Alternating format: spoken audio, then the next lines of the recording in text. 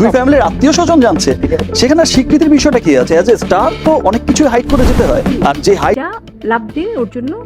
তুই বিশ্বাস করিস না, দেখ আমি এটা বলে নাকি মেলাভ।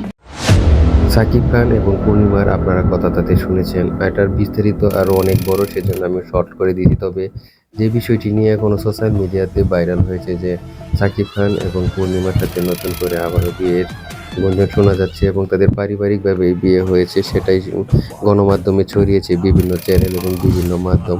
আসলে এটা ভিউ পাওয়ার জন্য এরকম করছে, আমার কাছে মনে হচ্ছে তেমন কিছু নয়।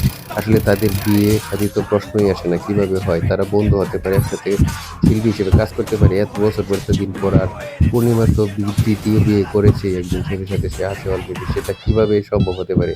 আসলে এটা নিয়ে আসলে ভিউ কামানোর জন্য কিছু ভিউ ব্যবসায়ী চ্যানেল এরকম করতেছে। তবে যাই হোক, সাকিব খান যদি প্রথমে পূর্ণিমার সাথে এরকম এনগেজ হতো তাহলে ভালোই হতো। মনে হয় না তাদের এত দূর গড়াতো তাদের সংসার।